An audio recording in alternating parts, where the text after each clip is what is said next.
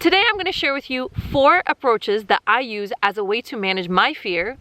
And if you are looking for a way to better control your mind versus your mind controlling you, or perhaps you get wrapped up in that negative self-talk that we all do, which ends up holding us back, or maybe you are in that downward spiral because you had a major setback, then the tools and approaches that I'm going to share with you today are a way for you to regain better control of your mind so you can regain better control out of your outcomes and your behaviors. If you're new to my channel, welcome. My name is Agatha and I'm a mom of a 2-year-old son named Valentino. And as someone who has previously struggled quite a lot with negative self-talk and pessimism, I've noticed that I really need to change and kick these behaviors because I do not want to pass these on to my son. So one of the things you will see is that both my YouTube channel as well as my Instagram page are dedicated to all things emotional intelligence and growth mindset, because one of the things that I want to do is bring much more awareness about its importance, both in how we can apply it with ourselves and how we can pass that down to our kids. So if this is a topic that you're interested in or are just purely curious and you haven't subscribed yet, you can hit the button down below and hit subscribe. And then if you want to know when my latest videos come out, which is once a week, then you can hit that little bell button that's down there and I will come up in the feed of your phone and then you will know when my latest videos are out.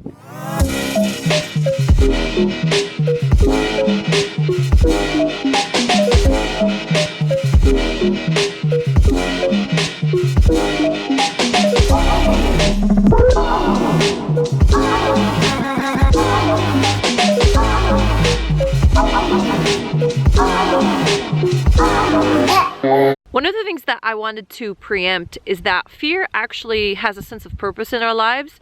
It is there to protect us from danger. When we are born, one of the things that I just recently learned is we are actually pre-wired for 2 very specific fears.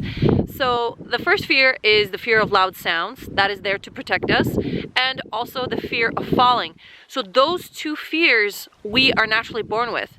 Everything else that we are afraid of, believe it or not, I was actually shocked when I learned this, has been taught to us by our caretakers, the environment around us, as well as different experiences throughout our lives. So many fears that have been taught to us are probably really helpful, but then there are many that have not, and we sort of hang on to them.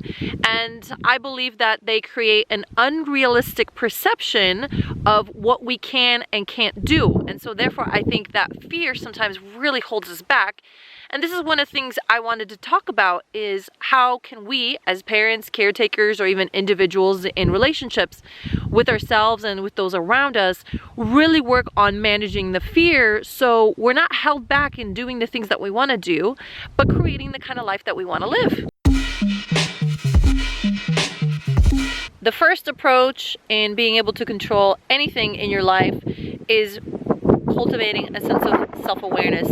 But in the context of fear, when I am feeling grouchy, when I am being reactive towards certain situations or certain people, most likely when I tune in what's really going on, it's fear that's triggering me. But this is one of the ways that I have learned how to become more self-aware, is utilizing these negative situations or negative moments as a way to really tune in of what's going on in my mind. So these are the 2 questions that I use with myself as a way to cultivate self-awareness.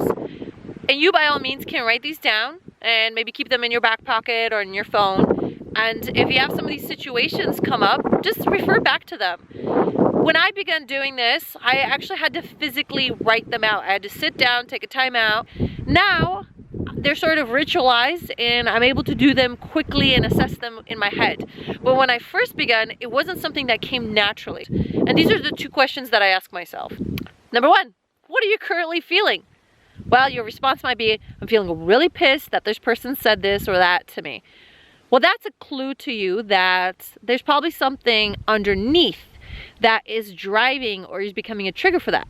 So the second question you would ask yourself is like, why am I feeling angry? Why am I so angry that this person said this to me? And you can keep on asking yourself the question why until you get down to the bottom of it. So essentially it usually boils down to feeling a fear about something or a lack of self-confidence. So once I isolate what it is that I'm truly feeling, what it is that I'm afraid of, or what it is that I feel not confident about, and then I can get to work in doing this next step that I'm going to share with you. So reframing is an essential part of growth mindset. It is also a tool or a way that you can start giving your hippocampus new context, so your brain starts reacting to situations and challenges in a completely different way. So when it comes to reframing, one of the key words that everyone talks about within growth mindset is the word yet. It's such an easy way for you to insert something that you are afraid of. So an example would be, I don't feel confident in being able to speak in front of a large group of people. Reframing would look like, I don't feel confident yet in being able to speak in front of a large group of people. So if you don't feel confident yet in being able to speak in front of a large group of people, then we need to be looking at things that would help you to start feeling confident. So number one could be learning from experts or people who are really great at public speaking. What can you learn from them? And then the second thing would be practice. And that is so mind-changing when it comes to managing our fear and our emotions, is when we insert that word yet. It sort of gives us a clue, and it gives us a new pathway to start looking at, well, what can I do that will help me pave the path in being able to do this thing that I feel scared about. So there's this fantastic woman out there. Her name is Mel Robbins, and she wrote a book and sort of pioneered this whole entire concept called the 5-second rule.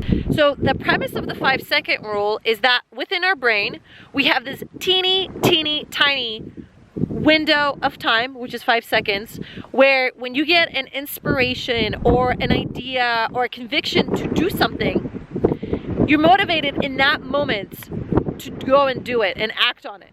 But within the 5 seconds, if you don't move your butt and actually do it, your brain will kick in and it will start telling you all the reasons why that's a really bad idea. And that is your amygdala kicking off.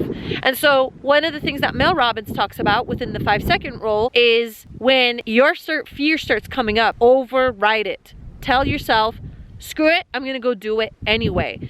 And this is one of the tools that I've been using consistently as a way when these fears come up, is to sort of push through in being able to do something, to tackle a challenge, to go have a difficult conversation with somebody, to go do a task that I'm afraid of, and just dealing with a bunch of different stuff.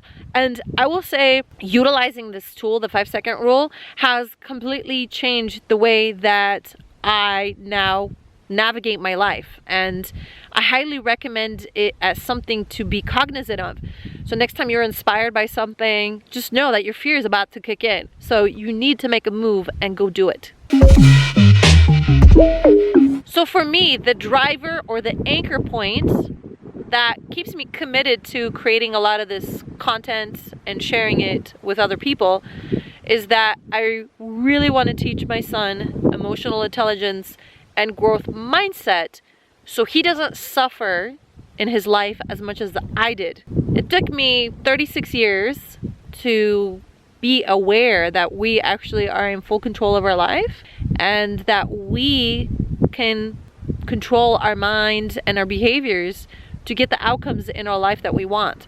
To me, that's a very powerful driver to teach to my son.